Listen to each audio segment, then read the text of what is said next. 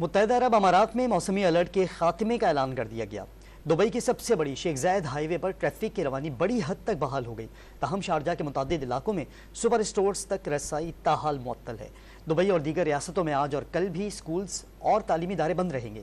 اماراتی حکومت نے مصنوعی طریقے سے بارش برسانے کی تردید کر دی۔ نیشنل سینٹر آف میٹرولوجی کے ڈپٹی ڈائریکٹر جنرل نے دعویٰ کیا ہے کہ دبئی میں بارشوں کے لیے کسی قسم کی کوئی کلاؤڈ سیڈنگ نہیں کی گئی۔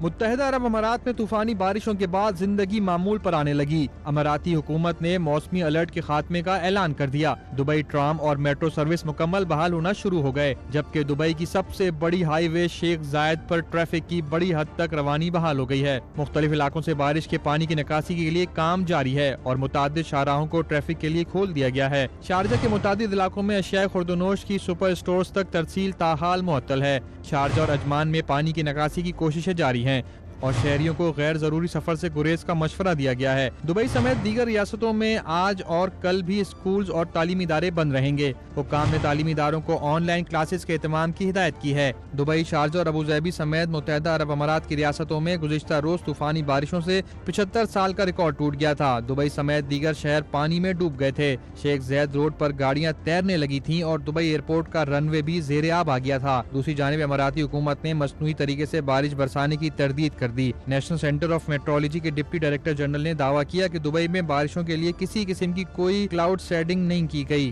NCM کے ڈاکٹر احمد حبیب نے باور کرایا کہ انتہائی موسمی حالات کلاؤڈ سینڈنگ کا نتیجہ نہیں تھے۔ کلاؤڈ سینڈنگ آپریشن کے لیے کوئی پائلٹ نہیں بھیجا گیا۔